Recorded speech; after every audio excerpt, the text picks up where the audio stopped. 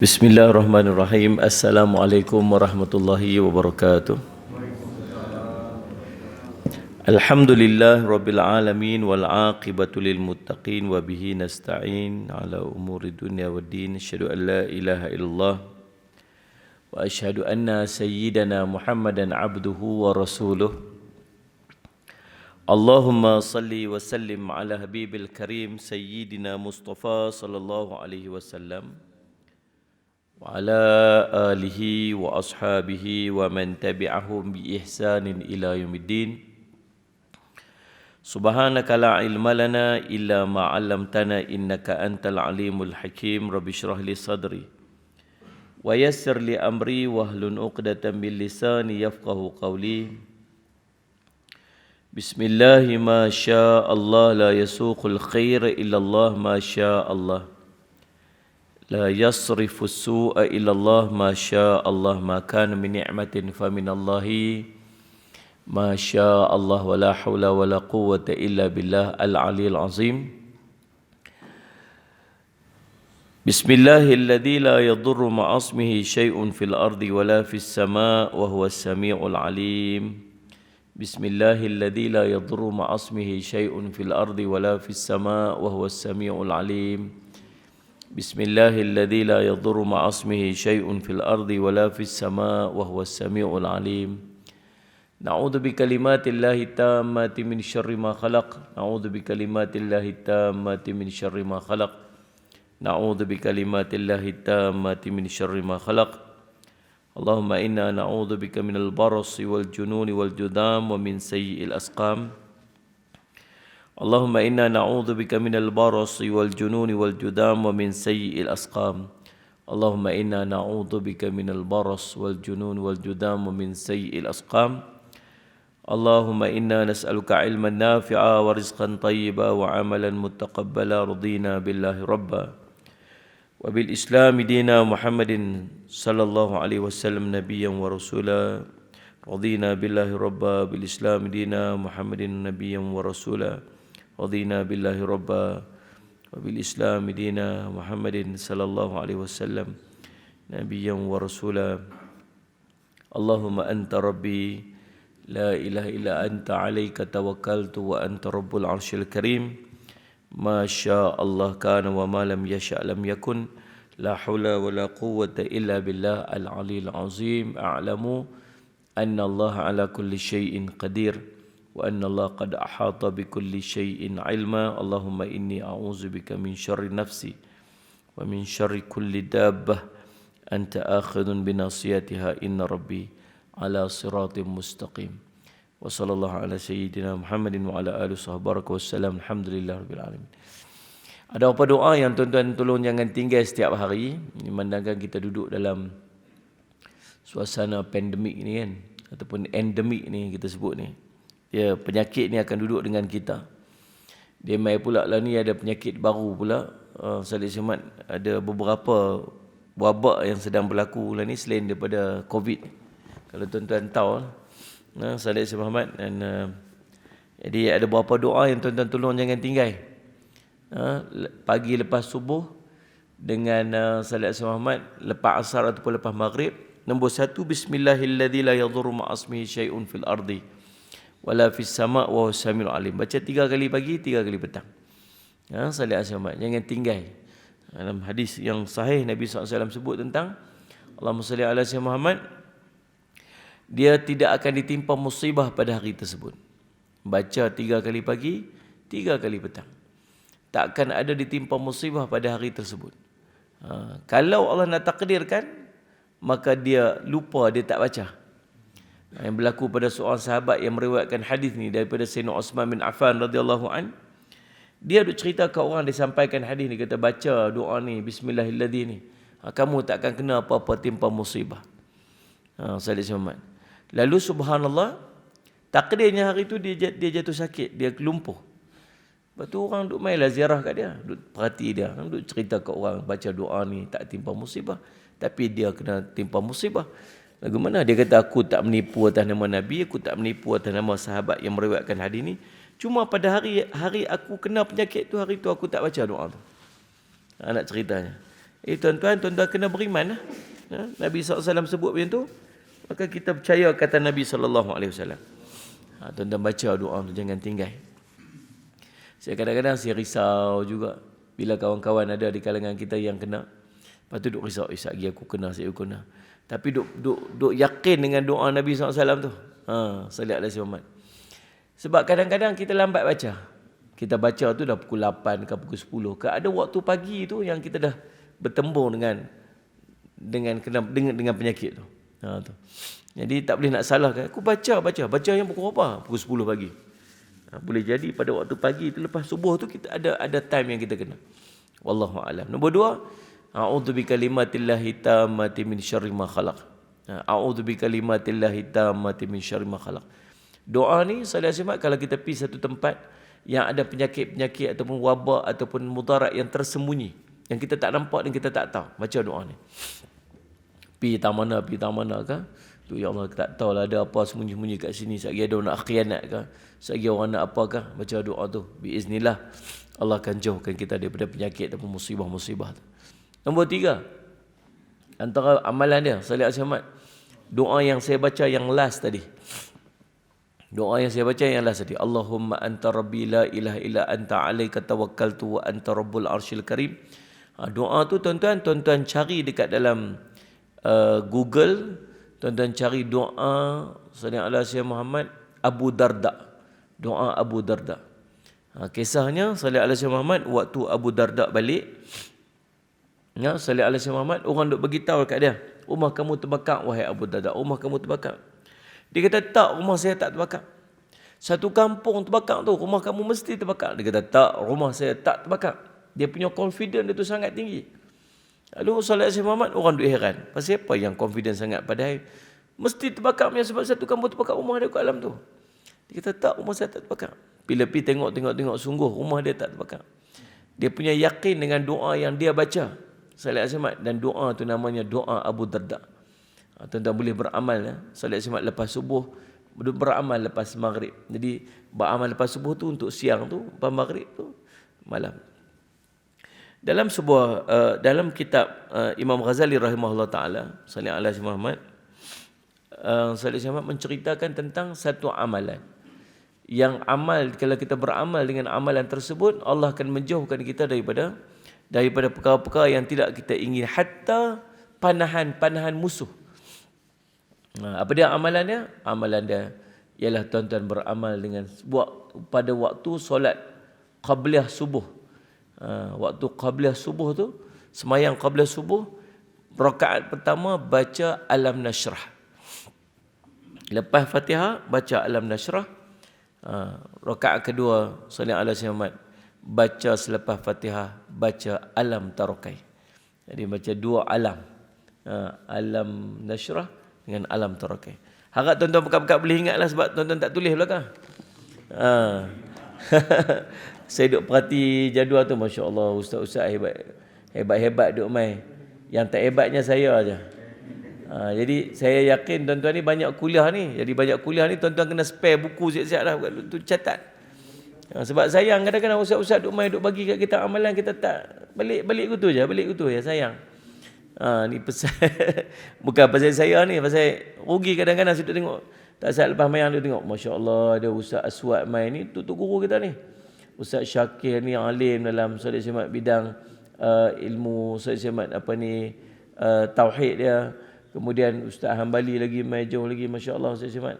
Lepas tu Ustaz Said Putra lagi, masya-Allah, ni Ustaz Ramli Abdullah lagi. Ustaz hebat-hebat tu. Yang tak hebat saya seorang je. Jadi sayang kalau tuan-tuan mai, tuan-tuan balik kosong, balik tak mencatat, sayang. Sayang. Bagi tidak catat tu bagi dia, kita ingat sikit lah, walaupun bukannya ingat semua pun, bukan baca balik pun. Tulis tu tak baca pun dah. Yang tulis berjela tu balik tak baca pun, simpan gitu je. Tapi sebenarnya dia membantu untuk ingat bila kita mencatat. Itulah. Baik, saya harap tuan-tuan boleh ingatlah yang berapa poin yang saya sebut tadi, berapa amalan doa tu.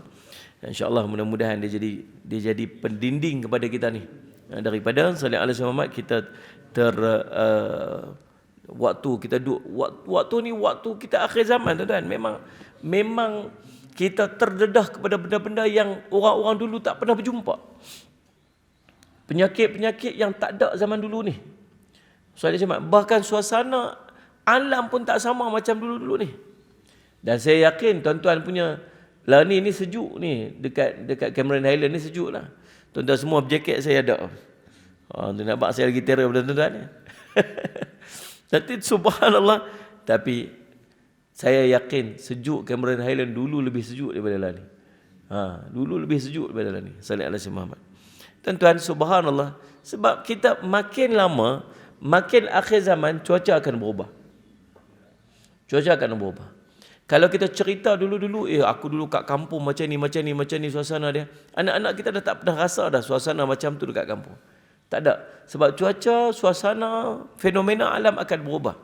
Dan semuanya berpunca daripada apa? Allah sebut dalam surah Ar-Rum ayat ke-41, "Dhaharal fasadu fil barri wal bahr bima kasabat aydin nas. La yudhiqahum ba'dhal ladzi 'amilu la'allahum yarji'un."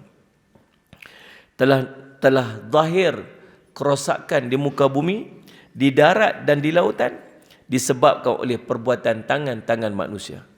Tuan-tuan, sallallahu alaihi wasallam Muhammad, apa yang jadi dalam sekitar kita ni, sallallahu alaihi wasallam, sekitar kita, alam kita ni, tak lain tuan-tuan ni daripada tangan dan perbuatan tangan-tangan manusia sendiri. Kita yang merosakkan ekosistem alam. Alam ni dia ada ekosistem dia.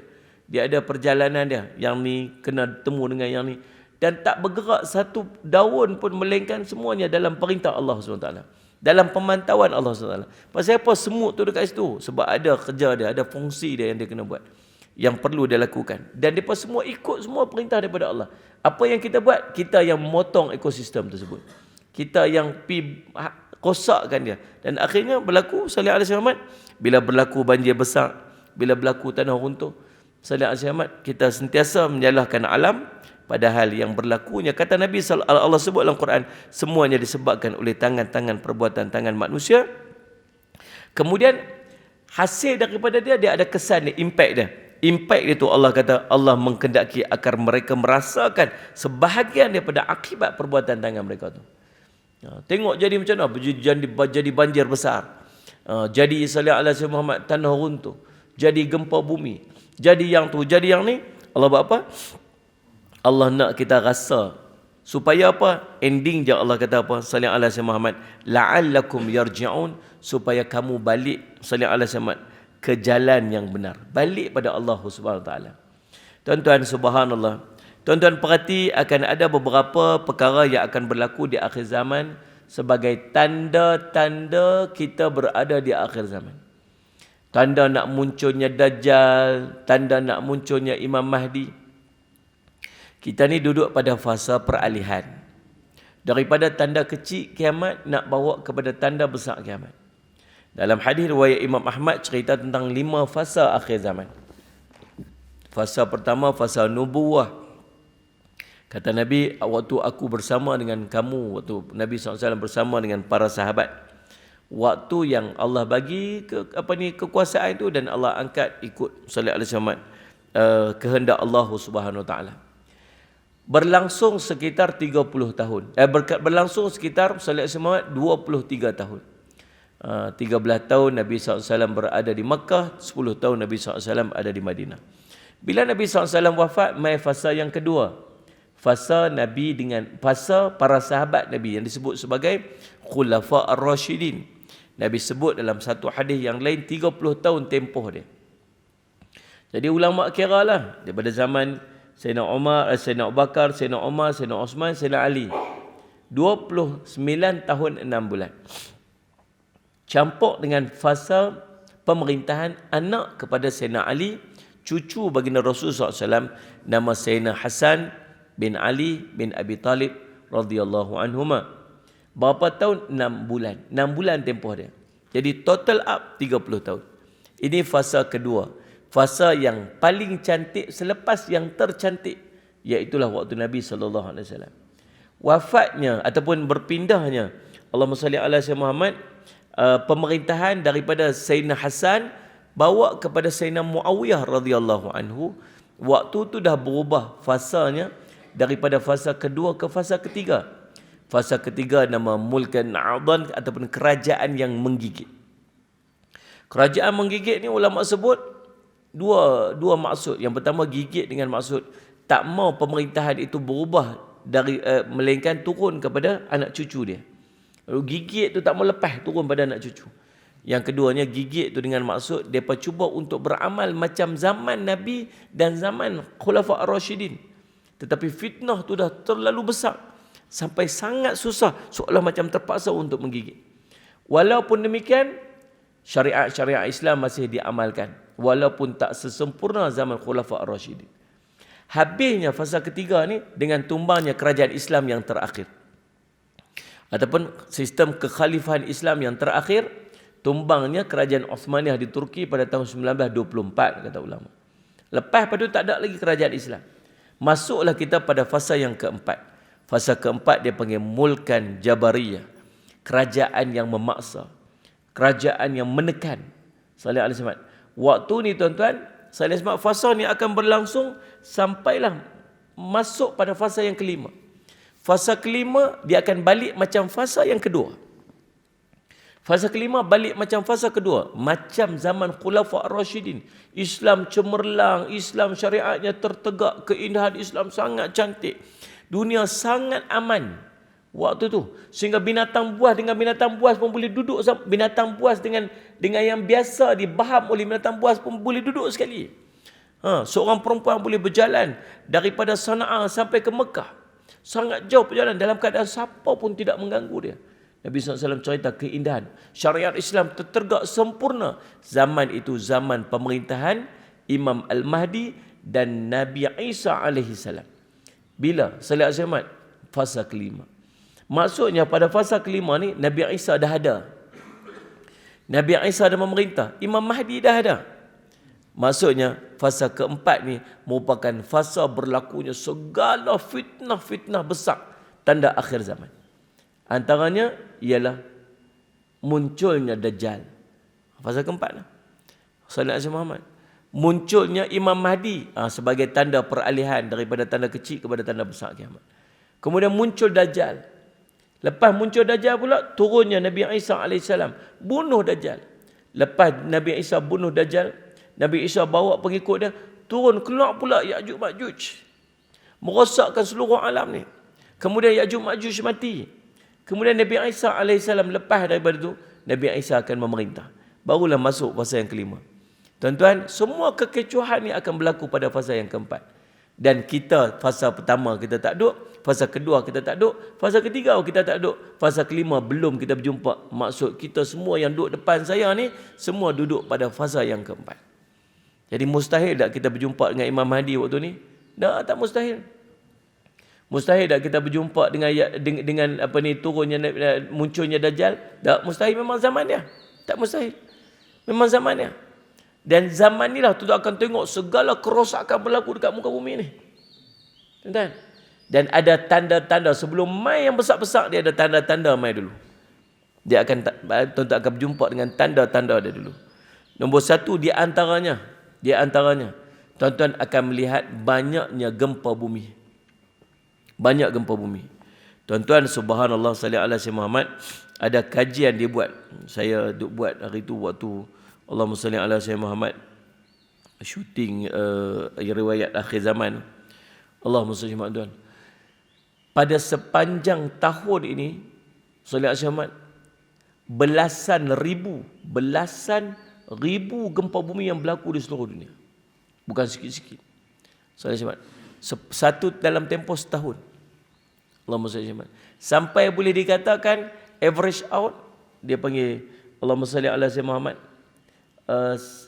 Dia panggil apa? Puratanya takkan terlepas walau sehari pun mesti akan ada gempa bumi di satu tempat. Satu. Yang kedua yang tuan-tuan tengok sendiri. Yang tuan-tuan tengok sendiri dekat Cameron Highland ni, namanya tanah runtuh. Tanah runtuh merupakan salah satu daripada perkara-perkara yang akan berlaku di akhir zaman berdekatan dengan kiamat. Banyaknya tanah runtuh. Bukan Ustaz Syamad, ini bukan saya saja sebut. Nak bagi takut tuan-tuan. Kan? Kami jarang lah nak tengok tanah runtuh tu dekat sana sebab kami tak ada bukit-bukit sangat. Tapi banyak tempat-tempat yang ada bukit biasa akan melihat tanah-tanah runtuh. Tuan-tuan, dan dia merupakan salah satu daripada tanda yang disebutkan oleh Salih Alaihi Muhammad, disebut hadis-hadis akhir zaman. Yang ketiga, keringnya tasik Tabariyah. Yang ni di antara tanda-tanda yang akan menyebabkan atau menunjukkan munculnya Dajjal. Satu hari seorang sahabat nama Abu Ruqayyah Tamim Ad-Dari radhiyallahu anhu jumpa Nabi SAW. Nabi SAW duduk dengan para sahabat, hadis Fatimah binti Qais radhiyallahu anha. Dia cerita satu hari Nabi SAW lepas asar panggil kami semua mai berhimpun dengan dia. Nabi SAW naik atas mimbar, Nabi SAW senyum. Para sahabat tu heran pasal apa Nabi SAW senyum. Senyum Nabi SAW bukan suka, tapi senyum Nabi SAW itu dia rasa Salih Samad apa yang pernah dia ceritakan itu telah terzahir kebenaran dia. Dia nak cerita dekat para sahabat. Seorang sahabat mai berjumpa dengan dia, nama Abu Ruqayyah Tamim Ad-Dari. Abu Ruqayyah ini dah masuk Islam. Waktu dia tak Islam lagi, dia waktu tu dia Nasrani. Dia pergi belayak, 30 orang ikut dengan dia. Kena ombak pumpang-pumpang, akhirnya dah terdampak dekat satu pulau. Bila terdampak kat satu pulau tu, berjumpa dengan satu makhluk yang berbulu panjang depan ataupun belakang. Kami tak kenal yang mana satu. Dia kata, dia cakap, tanya kami, kamu tu siapa? Dia kata, kami ni orang Arab yang belajar cerita-cerita lah. Kemudian dia kata, Salih Alaihi Muhammad, kamu tu siapa? Kami tanya dia. Dia kata, aku Ajasasah. Dia kata, kamu pergi masuk ke pulau ni, ada seorang lelaki yang sedang tunggu kamu dekat dalam tu. Kami pun berlari-lari daripada dia, kata Abu Ruqayyah, kata Tamim Ad-Dari. Dia kata, kami takut dia tu syaitan. Bila sampai ke satu biara, satu tempat tu, kami terjumpa dengan seorang lelaki yang besar ni, kami tak pernah tengok. Dia kata, kami tak pernah jumpa orang yang besar macam ni, badan yang tegak macam ni. Kami tak pernah jumpa orang macam ni. Tangan dia, lehernya terpasung, tangan dia terpasung di leher dia dengan besi. Kaki dia terpasung daripada lutut sampai ke buku lali dengan besi. Dia duduk macam ni. Lebih kurang lagu tu lah. Kemudian bila dia jumpa kami, dia tanya kami, kamu siapa? Dia kata, kamu tu siapa? Kami tanya dia.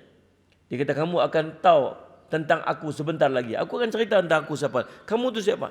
Kami ni orang Arab, kami ni belayak apa semua. Dia ceritalah. Dia kata, Salih Muhammad. Kemudian dia tanya kepada kami beberapa soalan. Soalan yang dia tanya ni, kalau benda ni jadi, dia akan dibebaskan. Kata, aku akan dibebaskan sebentar lagi. Dia kata. Nombor satu, Salih Alaihi Muhammad, ceritakan kepada aku tentang kebun tamar di Bisan. Bisan ni satu tempat di utara Palestin yang telah dijajah oleh Israel. Saya secara peribadi dah sampai ke tempat ni. Saya secara peribadi saya sudah sampai tempat ni. Nak tengok sendiri pasal saya duduk cerita tentang hadis ni. Dia jalan, dia kalau ikut Bisan tu, kita boleh keluar nanti pergi ke sempadan Jordan balik. Boleh masuk ke Jordan belah utara. Hadis ni Nabi SAW sebut, lelaki ni ataupun Dajjal ni, lelaki yang badan besar tu Dajjal. Dia kata, akulah Al-Masih. Dia kata, aku akan dibebaskan sebentar lagi. Dia kata. Salih Alaihi Wasallam. Dia kata, tempat tu, kebun tamar tu, dia kata, buah ni akan habis. Buah dia akan habis. Habisnya buah dekat kebun tamar di Bisan itu akan menandakan salah satu tanda dia akan muncul. Saya pergi tengok sendiri, tuan-tuan. Saya tanya kepada tour guide kita tu, Salih Alaihi Muhammad, orang Palestin. Ya, mana pi pokok-pokok kurma ni? Dia kata, dulu sini ni kawasan orang Palestin. Kawasan ni subur. Subur Bisan itu pasal dia bersebelahan dengan Tasik Tabariyah. Kawasan tu kawasan berlembah. Tanah dia subur. Jadi orang-orang Palestin dulu tanam pokok kurma. Dia buat ladang-ladang kurma yang sangat luas. Bila tempat tu dijajah, orang Israel masuk. Orang Israel menebang pokok-pokok kurma ni disebabkan kesuburan tanah ni, dia pun memanfaatkan dengan pertanian. Jadi dia gantikan pokok kurma itu dengan pertanian-pertanian yang lain. Tuan-tuan masuk aja Bisan tu, pertama-tama sekali tuan-tuan akan jumpa ialah ladang pisang yang sangat luas. Kemudian tuan-tuan akan berjumpa dengan ladang limau yang sangat luas, bertokal, luas. Tuan akan jumpa dengan ladang sallallahu alaihi wasallam Muhammad, maksudnya ada beberapa ladang pokok-pokok jenis-jenis tanaman yang lain selain daripada kurma. So maksudnya kurma ni habis bukan sebab kemarau ke, bukan sebab rosak ke. Saya tengok dia lebih kepada selamat kawasan itu telah ditukar bentuk pertanian yang dimanfaatkan sebab kesuburan tanah tu oleh orang-orang Israel. Jadi kalau nak cerita, nombor satu memang dah jadi dah. Pokok-pokok kurma dah habis, pasal digantikan dengan tanaman-tanaman yang lain. Bahkan pernah berlaku kemarau, pernah berlaku bubuk ataupun ulat-ulat yang main makan pokok-pokok kurma yang dimiliki oleh orang-orang Palestin ataupun orang Israel sendiri pada waktu ni. Nombor satu. Yang kedua, dia kata, Allahumma salli ceritakan kepada aku tentang Tasik Tabariyah. Tasik Tabariyah ni tuan-tuan, sallallahu alaihi wasallam Muhammad, juga dikenali sebagai Sea of Galilee. Sea of Galilee, Laut Galilee. Saya pernah sampai juga. Sebab tempat dia sebelah dengan Bizan tu. Sebelum tuan-tuan nak sampai Bizan tu, tuan akan jumpa tasik yang sangat luas. Luas tasik dia. Dia menjadi sumber air kepada orang-orang Yahudi yang duduk di sekitar tasik itu. Dan kepada tanaman-tanaman ataupun pertanian-pertanian yang duduk di sekitar tasik itu. Itulah sumber air dia. Waktu saya sampai hari itu, sallallahu alaihi wasallam, tahun saya ada rakaman program riwayat akhir zaman, ayat riwayat TV Al-Hijrah, macam program Jejak Rasul tu lah. Sallallahu alaihi wasallam Muhammad,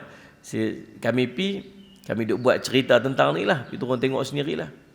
Tuan-tuan, pada Februari sallallahu alaihi wasallam Muhammad tahun 2017 kalau tak salah saya, keluar satu statement di akhbar The Times of Israel. Times of Israel, dia cerita pada tahun tersebut berlaku pengeringan air daripada tasik ni. Salih Jumat dia panggil yang paling rendah dalam kurun tu. Paling rendah dalam kurun tu. Sallallahu alaihi wasallam. Dia panggil century. Paling rendah dalam kurun tu. Sallallahu alaihi wasallam. Tuan-tuan, duduk di bawah paras bahaya waktu tu. Sehingga menyebabkan sallallahu alaihi wasallam pertanian yang duduk tu berhadapan dengan kerugian pasal dah tak ada sembahyang. Bila? Tahun 2017. Sallallahu alaihi wasallam. Mei 2021 yang lepas baru keluar lagi statement, turun lagi, duduk pada situasi yang sangat berbahaya. Jadi kita duduk tengok benda tu duduk jadi depan mata kita. Bahkan muncul pulau-pulau dah dekat tengah-tengah tu pasal kawasan-kawasan yang tinggi sikit tu dah kering dan nampak dah dia punya macam pulau-pulau kecil di tengah-tengah tasik tersebut. Tu tuan-tuan, Nabi SAW cerita dulu, solat Jumaat 1400 tahun yang lepas, diceritakan oleh si Dajjal yang akan muncul. Kalau kering tasik itu, aku akan keluar. Dah jadi dah tuan-tuan. Kemudian yang ketiganya dia kata, ceritakan kepada aku tentang Salih Asyid Muhammad, mata air Sagar. Mata air Sagar ni, sebahagian kata dia duduk di Palestin juga. Dulu tempat orang-orang pelarian duduk dekat situ, ramai, dekat 30,000 pelarian duduk kat situ. Tetapi disebabkan ayak tu makin kurang, ayak tu makin habis, lah ni tinggal lebih kurang 1,000 orang lebih saja yang duduk dekat situ. Dan itu juga menandakan bahawa dia akan muncul. Tuan-tuan, Salih Al-Syamat ni beberapa tanda. Lagi yang akan berlaku ialah sungai Ifrat ataupun sungai Sungai Ufrat di Iraq akan kering. Sungai Ufrat ni tuan-tuan, dia Turki, Suria, Iraq. Nabi SAW sebut, la taqumus sa'ah hatta yahsural furatu an jabalin min dhahab yaqtatilun nas alaih sallallahu alaihi wasallam fayuqtalu min kulli mi'ah tis'atun wa tis'un wa yaqulu kullu rajulin minhum la'alli akuna ana alladhi anju atau kama qala. Kiamat tak akan berlaku sehingga sungai Furat mengering, sehingga muncullah gunung emas. Manusia pun saling berbunuhan untuk merebutkannya. Dari setiap 100 orang yang merebutkannya, terbunuh 99 orang. Setiap orang daripada mereka mengatakan, mudah-mudahan akulah yang terselamat. Hadis riwayat Imam Muslim. Ini pun akan berlaku dekat akhir zaman. Sungai Furat. Yang ni pun saya duk baca waktu saya duk baca itu waktu saya duk syuting untuk riwayat akhir zaman di TV Al-Hijrah baru-baru ni. Pun tuan-tuan, subhanallah, salih alaihi Muhammad, memang pun sedang mengering. Apa yang dimaksudkan dengan sungai, dengan gunung Mah itu kita tak tahu. Mungkin akan muncul sungguh gunung Mah, tak tahu, wallahu a'lam. Ada yang mengatakan gunung Mah itu dimaksudkan khazanah yang terkandung di bawah dia, yang bermaksud mah ataupun minyak dan sebagainya, wallahu a'lam. Tapi yang pasti akan berlaku perebutan, berebut. Semua orang akan pergi dekat situ. Semua orang akan pergi dekat situ sebab nampak hasil yang dia boleh dapat dekat situ. Dan orang akan berebut dan berbunuh-bunuhan waktu tu. Salat Zaman. Kita tak tahulah waktu berlaku tu kita ada lagi ke, tak tahu. Ataupun kita tak ada ke, atau mungkin kita pun di antara orang yang akan pergi nanti ni, tak tahu. Tak tahu. Yang pastinya ramai orang akan pergi, daripada seluruh dunia orang akan pergi. Cuma Nabi pesan waktu tu, kamu jangan pergi. Kalau betul berlaku nanti dekat Syria, dekat Iraq, Salih Sumat, Turki, Syria dengan Iraq ni, kalau betul waktu tu pekat-pekat ramai pekat-pekat pi, semua orang duk pi nu, ada muncul gunung Mah ke apa ke, tuan-tuan jangan pi. Pesan tu. Tapi macam itulah kita dengan dunia ni. Orang kata jangan, lagi itulah kita nak pi. Waktu ni tak jadi, tak tahu lagi lah. Tapi kita tak tahu suasana dia waktu tu. Tapi ingat pesan hari ni ni, jangan pi. Jangan pi. 9 daripada 100 orang yang berperang waktu tu, duk berebut benda tu, 99 orang akan mati. Seorang saja. Dan dia yang terlibat dalam peperangan tu, dia akan kata apa? Aku harap akulah yang seorang tu.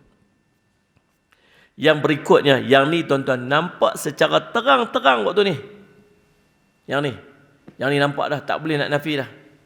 Kata Nabi sallallahu alaihi wasallam, la taqumus sa'ah hatta ta'uda ardu arabi murujan wa anhara. Tak akan berlakunya kiamat sehingga kamu tengok tanah hijau berubah menjadi tanah Arab menjadi hijau dan dipenuhi dengan sungai-sungai. Subhanallah. Ada dua keadaan tuan-tuan. Yang pertamanya dia berlaku secara natural. Dia berlaku secara natural, secara dia panggil fenomena alam, berubah. Tuan-tuan rajin-rajin baca sikit dekat internet, ambil sikit maklumat. Tuan-tuan, salih alaihi wasallam, setengah tempat cuaca makin panas. Setengah tempat cuaca jadi makin sejuk. Salih alaihi Muhammad. Sejuk ini dah mula bergerak ke tanah Arab, sehingga menyebabkan sebahagian daripada tanah Arab dulu yang tak pernah ada salji, sekarang dah ada salji. Tuan-tuan, beberapa tahun kebelakangan ini salji dah mula turun di utara daripada Saudi, dekat dengan Jordan, yang dulu-dulu tak pernah rasa macam mana ada salji. Di Tabuk turun salji. Tabuk ni di atas daripada Madinah. Bukan tahun ni saja, beberapa tahun kebelakangan ni. Tempat-tempat yang turun salji bahkan berlebih-lebih. Tuan-tuan salih alaihi wasallam, berganda-ganda kesejukannya. Subhanallah.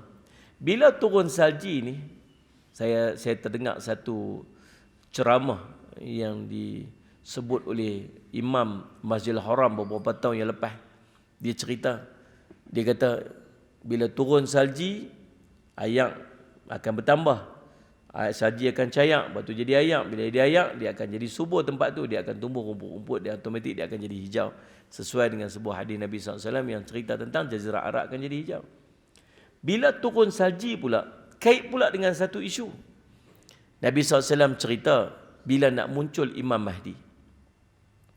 Bila muncul Imam Mahdi, tuan-tuan akan jumpa satu kelompok yang akan bergerak daripada Syam, akan turun daripada Syam, akan bergerak dengan Imam Mahdi yang telah dibai'ah. Imam Mahdi akan dibai'ah dekat dengan kawasan Masjidil Haram, dekat dengan Kaabah, dekat dengan sallallahu alaihi Muhammad Hajarul Aswad, dekat kawasan Multazam tu, tempat itulah dibai'ahnya Imam Mahdi. Berlaku pada musim haji. Imam Mahdi ni dia tak mengaku Imam Mahdi. Dia tak tahu pun kata dia Imam Mahdi. Tapi para ulama kenal dia Imam Mahdi, maka ulama pi bai'ah dia.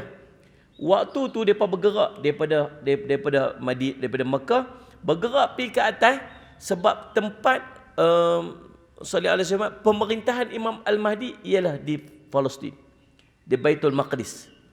Itu tempat pemerintahan. Semua orang Islam nanti akan menumpu semuanya di Baitul Maqdis, dan Baitul Maqdis akan jadi makmur. Kita seluruh dunia ni akan turun semua beramai-ramai ke Baitul Maqdis. Bila Imam Mahdi memerintah, pusat pemerintah Imam Mahdi ialah di Baitul Maqdis. Jadi kita duduk doa macam imam kita duduk doa tadi, bebaskan Baitul Maqdis, bebaskan Masjid Aqsa khususnya. Satu hari dia akan bebas. Dia akan jadi hak milik kita, dan kawasan itu jadi kawasan pemerintahan Islam. Seluruh dunia berpusat di Baitul Maqdis. Waktu tu Imam Mahdi akan memerintah. Tuan-tuan, waktu tu pergerakan tu berlaku, dan Nabi SAW sebut, ataituhum walau habwanu ala salj. Ni ingat ni, orang Cameron Highland ni. Waktu tu bila muncul Imam Mahdi, tuan-tuan dengar dah Imam Mahdi muncul. Kelompok-kelompok yang akan pergi bai'ah dengan tentera-tentera Imam Mahdi bawa bendera hitam tu, daripada berimpun dengan Imam Mahdi. Kata Nabi, kamu datangilah mereka. Bila kamu dengar kemunculan kelompok ni, datangilah mereka. Pi dekat mereka. Walau kamu terpaksa merangkak atas salji, Nabi sebut. Imam Ibnu Katsir dalam kitab An-Nihayah fil Fitan wal Malahim, dia cerita menggambarkan kesusahan pada waktu tu. Susah lagu mana pun pi bai'ah dengan Imam Mahdi. Nabi gambarkan, walaupun kamu terpaksa merangkak atas salji, pi bai'ah dengan Imam Mahdi. Cumanya Nabi SAW duk cerita kat para sahabat yang duduk di padang pasir. Padang pasir. Orang utara cakap pasir punya sedap ni. Nabi cerita dekat para sahabat yang duduk di kawasan padang pasir. Kalau nak cerita kesusahan kepada orang-orang yang duduk di padang pasir ni, merangkak atas apa? Merangkak atas padang pasir lah lebih mudah faham kan? Walaupun kamu terpaksa merangkak atas padang pasir. Macam tu. Tapi Nabi sebut, ataituhum walau habwanu ala salju. Merangkak atas salji. Dan subhanallah, sekarang ni kita melihat tanah Arab sudah mula dituruni salji. Adakah itu lambang kata Imam Mahdi dah bakal muncul? Wallahu alam, kita tak tahu. Tapi yang penting dia, bila ada salji, ada ayak, dia menyebabkan kawasan itu menjadi subur, dan bila subur itu dia akan ada rumput-rumput yang tumbuh, dia akan jadi sungai-sungai. Maka Nabi SAW sesuai dengan apa yang Nabi sebut, akhir zaman tak akan berlaku kiamat, hatta sehinggalah kamu melihat tanah Arab berubah menjadi hijau dan dipenuhi dengan sungai-sungai. Yang kedua, yang pertama fenomena alam ataupun berlaku secara semula jadi. Yang keduanya tuan-tuan, dia berlaku atas perbuatan tangan manusia. Di Saudi, mereka sekarang ni sedang buat satu vision, namanya Vision 2030. Wawasan 2030. Kita wawasan 2020 dah lepas dah. Kita dah tengok dah kereta terbang lagu mana. Kita dah tengok dah semua-semua benda yang macam tu. Kereta terbang tak tengok, Myvi terbang banyak kita tengok. Kan? Jadi Vision 2030. Apa Vision 2030 yang tuan-tuan duk tengok lah ni, ada konsert besar-besaran dekat Riyadh yang apa semua sebagainya. Dia mula menghakis, dia cuba untuk menghakis persepsi dunia yang negara Saudi ialah negara Islam. Nak buang, tak mau nak pergi nampak sangat. Kalau sebut Saudi je, Islam. Sebut Saudi, dia cuba nak kikis. Sebab tu dia dah mula buat konsert besar-besaran. Dia mula buat apa semua program-program yang kita fikir, orang Islam tak patut buat lagu ni. Dia mula buat. Sebab dia nak jadikan Saudi ni tourism country. Negara dia panggil apa? Pelancongan. Saya Syahmat. Dan di antaranya ialah, apa dia buat ialah, mereka tak mau lagi bergantung kepada sumber sallallahu alaihi Muhammad import makanan, terutamanya buah-buahan dan sayur-sayuran. Depa tanah padang pasir, nak dapat buah-buahan terpaksa import daripada luar. Sayur-sayuran terpaksa import daripada luar. Mai raja yang baru ni, dia nak ubah semua tu. Kita ada tanah yang sangat luas. Tanah padang pasir yang sangat luas. Kita buat dia sebagai kawasan tanam-tanaman. Macam mana nak buat? Fikir, ambil teknologi apa semua, buat pengairan. Tarik ayam, tarik pipe bawah-bawah padang pasir ni. Sampai tuan-tuan naik atas kapal terbang, tuan-tuan lalu atas kawasan padang pasir, tuan-tuan akan tengok tumpuk-tumpuk tai unta. Bukan tumpuk tai unta. Tumpuk hijau bulat-bulat atas kawasan padang pasir yang sangat luas. Sampai dapat dilihat daripada satelit di atas langit. Tuan-tuan ada handphone, tuan-tuan tengok ni. Pertanian di Saudi atas padang pasir. Tuan-tuan type lah macam tu. Pertanian Saudi ke, pertanian atas padang pasir Saudi ke. Tuan-tuan akan tengok dia buat bulat. Sangat besar tuan-tuan. Sangat besar. Subhanallah. Tepat macam mana yang Nabi SAW sebut. Kita kata, pasal apa lah orang Arab ni pun dia pergi buat. Apa yang Nabi kata dia pergi buat? Pasal apa dia pergi buat? Pasal nak membenarkan perkataan Nabi SAW. Tuan-tuan, itulah di antara perkara-perkara yang berlaku. Banyak lagi lah fenomena alam yang berlaku. Tuan-tuan sekalian hormat, ada muncul kebun ataupun kebun bunga di gurun Sahara, cairnya ais di Antartika. Tuan-tuan, menyebabkan nanti Ustaz Jumat akan meningkatnya air, turunnya, Nabi SAW sebut turunnya hujan panas, hujan tapi cuaca panas. Ustaz Jumat, kemudian berlaku kemarau, 3 tahun yang kering, dan munculnya Dajjal sebagainya. Ustaz Jumat, kemudian tu tak kira lagi yang Nabi SAW sebut tentang malam yang panjang. Kita akan jumpa dengan 3 malam yang panjang. Nanti sampai waktu dia nanti, tuan-tuan akan berjumpa dengan hari yang panjang. Hari yang panjang ni ialah sebelum munculnya Dajjal. Tuan akan jumpa hari pertama tu panjang dia macam setahun. Kita akan berjumpa ni sebelum muncul Dajjal nanti. Bila berlaku saja nanti tahu dah Dajjal telah muncul. Tak mana tahu, kita mungkin tak berjumpa dia lagi. Dia duduk tak mana tak tahu. Dia akan berjumpa dengan semua orang. Dia akan pergi seluruh tempat. Tuan-tuan jangan duk rasa tanah rata dia tak main. Ni tuan-tuan tempat paling awal kali dia main apa. Tak tahulah. Tuan-tuan, Salih Muhammad, tuan-tuan, dia akan pergi ke seluruh dunia. Tak ada satu tempat di dunia melainkan semua dia pergi. Dalam tempoh 40 hari. 40 hari. Kita 40 hari sempat ke Ustaz nak pusing seluruh dunia? Tak, hari pertama tu saja tempoh dia macam setahun. Ni maknawi ke Ustaz? Ni maknawi saja ke aku dalam tempoh kita rasa terlalu lama? Tak, sahabat tanya Rasulullah, macam mana kami nak semayang? Nabi SAW suruh kira waktu dia. Kira waktu maksudnya, lepas subuh sampai zuhur berapa jam? Ni waktu duduk pagi lagi, matahari tak bergerak-gerak ni. Matahari duduk dalam tu ya. Kira subuh sampai zuhur, katalah 7 jam. Lepas 7 jam, semayang zuhur pula. Lagi zuhur sampai asar berapa jam? Kira pula lagi. Lepas tu mayang asar pula. Lepas tu mayang maghrib pula, sebagainya. Demikianlah kita berulang-ulang semayang dalam tempoh 360 hari tu. Duk siang sepanjang-panjang tu. Satu hari kita rasa tempoh dia macam setahun. Habis hari tu, masuk hari kedua, tempoh dia macam sebulan. Masuk hari ketiga, tempoh dia macam seminggu. Masuk hari keempat, dia balik macam mana hari kamu yang biasa, kata Nabi SAW. Jadi maksudnya, walaupun tempoh tu hanya 40 hari, tetapi kita rasa dia lebih daripada tempohnya setahun.